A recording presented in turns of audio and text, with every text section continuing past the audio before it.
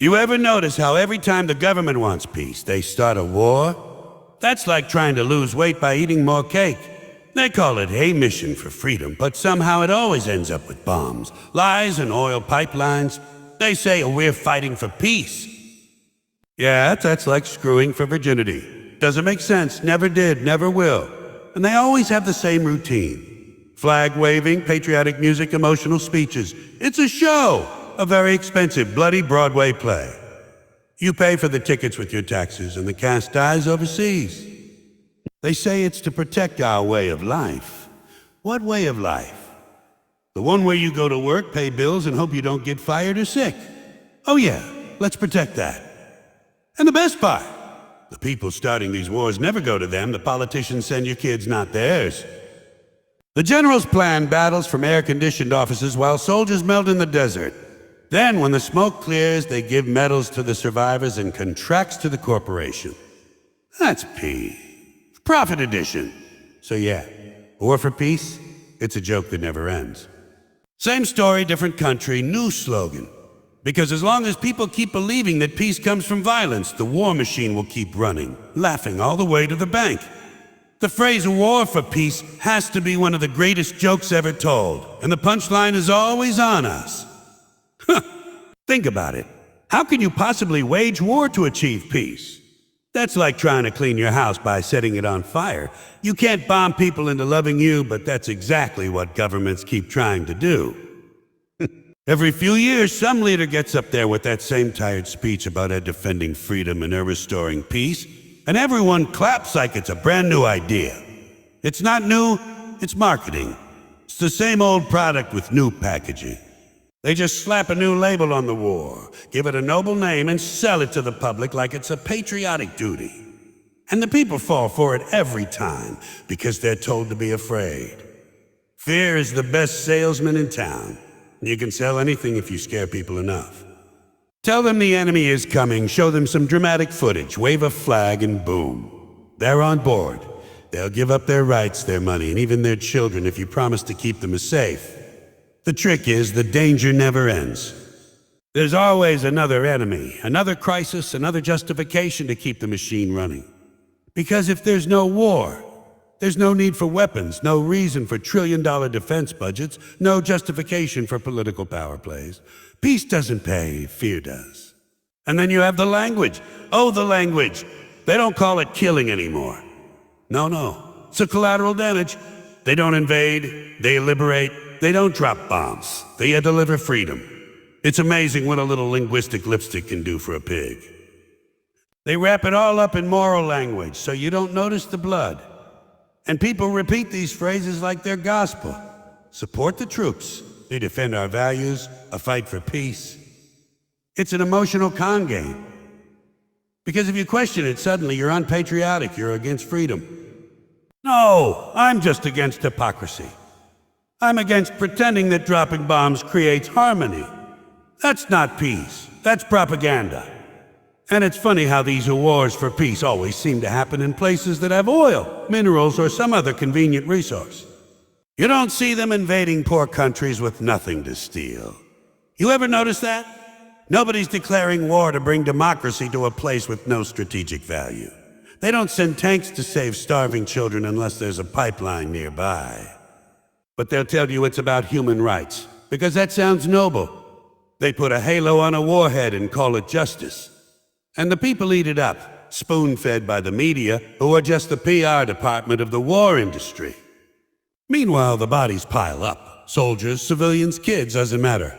They become numbers on a screen, statistics in a report.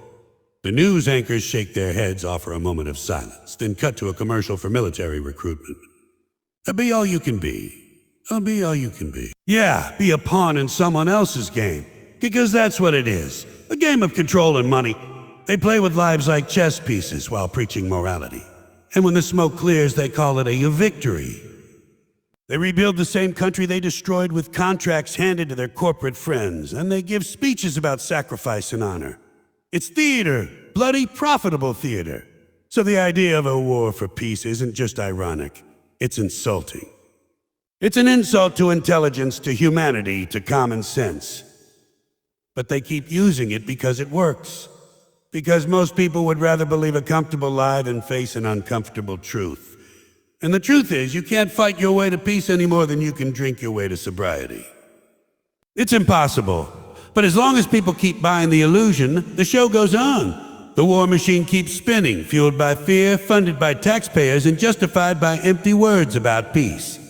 The joke continues, and the world keeps laughing, crying, and dying in the name of it. War has never really been about freedom or justice. It's always been about profit.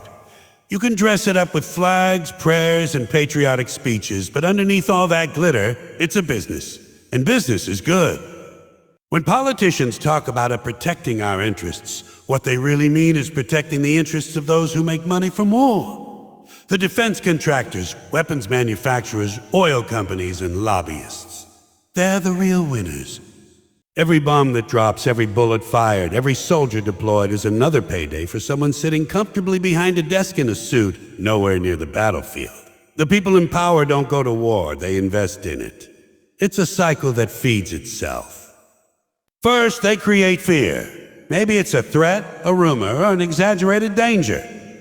Then they rally the public with patriotic slogans and emotional speeches. Once the people are scared enough, the government gets approval to spend billions on a defense. That money doesn't vanish. It flows straight into the pockets of corporations that build weapons, planes, drones, and tanks. The more wars, the more contracts. The more contracts, the more profit. And when the war ends, or at least slows down, they start looking for the next one. Peace is bad for business. A calm world means no sales, no funding, no urgency. So they keep the tension alive. Always one more enemy. One more threat, one more reason to keep the factories running and the bombs flying. And it's not just the corporations, it's the politicians too. They build their careers on fear and war. They shake hands with generals, give speeches at memorials, and talk about sacrifice and bravery. But when the cameras are off, they're signing deals, taking donations, and securing their post-political jobs with the same companies that profited from the wars they supported. It's a revolving door. One day you're writing laws about military spending, and the next you're on the board of a weapons manufacturer. And the public, they're the ones footing the bill. Their taxes fund the wars, their sons and daughters fight them, and their future generations pay off the debt. The only thing they get in return is more fear and less freedom. Even the media plays along. They glorify war like it's a video game. Dramatic music, flashy graphics, heroic sound bites. They make destruction look cinematic. But you won't see the broken families, the burned villages, or the lifelong trauma. That doesn't sell ads. What sells is excitement, nationalism, and drama. The news channels aren't there to inform you. They're there to keep you watching and scared. Because a scared audience is easy to control. And a controlled audience doesn't ask questions. They just nod, wave the flag, and believe whatever story they're told. So when people say war is about freedom, they're missing the point. Freedom isn't profitable. Fear is. Peace doesn't fill corporate bank accounts. Chaos does. Every missile has a price tag, every coffin a cost, every emission accomplished a hidden invoice. It's not about defending democracy, it's about defending the bottom line. The soldiers fight for honor, but the people at the top fight for dividends. And as long as that remains true, wars will keep coming, wrapped in moral language, sold with pride and paid for with lives. The public has always been the easiest target in this endless cycle of deception. Governments don't need truth to start a war. They just need the right story.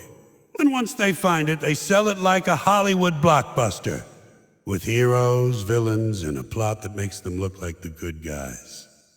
It starts with fear. Always fear. They tell you there's a threat, a danger to your safety, to your way of life. Then they repeat it over until it becomes reality in people's minds. Once the fear sets in, logic goes out the window. People stop thinking and start obeying.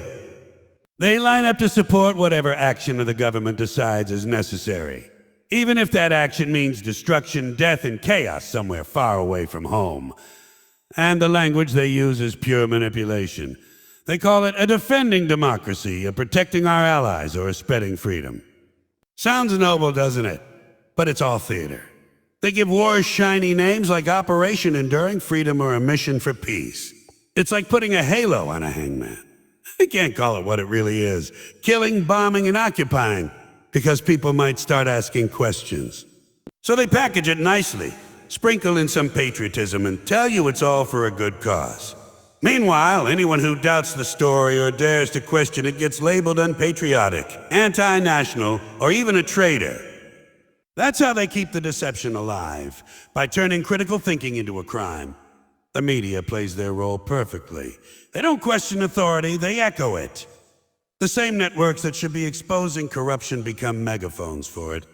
They repeat the government's talking points word for word, show dramatic footage, and use emotional language to stir up public support.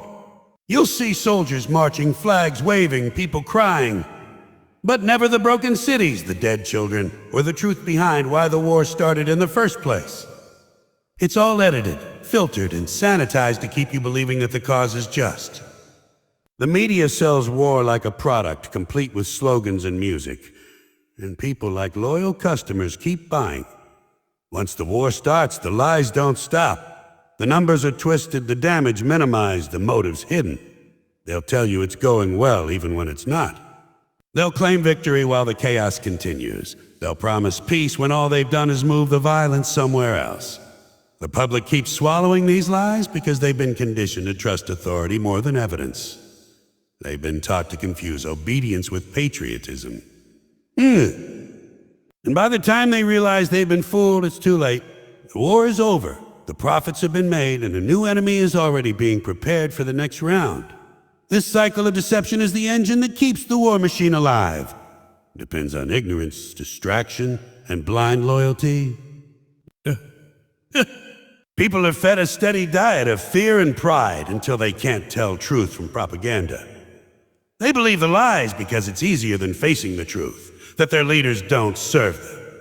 Their media doesn't inform them, and their wars don't protect them. It's all a performance, and the audience keeps applauding even as the world burns behind the curtain, so in the end, a war for peace isn't a strategy. It's a scam. It's a beautifully packaged illusion sold by powerful people who profit from destruction and disguise it as duty. They feed the public fear, dress it up with flags, and call it patriotism. They've mastered the art of turning human suffering into a business plan. The bombs drop, the money flows, the speeches roll out, and the cycle repeats.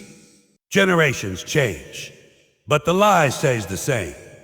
That violence can somehow create harmony. That death can deliver freedom. That war can never lead to peace. But peace doesn't come from weapons. It comes from wisdom. It doesn't come from armies. It comes from honesty. And as long as people keep believing the slogans instead of seeing the system, the joke will go on. Loud, bloody, and expensive. The truth is simple. Real peace will only begin when people stop cheering for war. Stop trusting the warmongers and start questioning the story. Until then, the world will keep buying the same lie and laughing at the same cruel joke over and over again.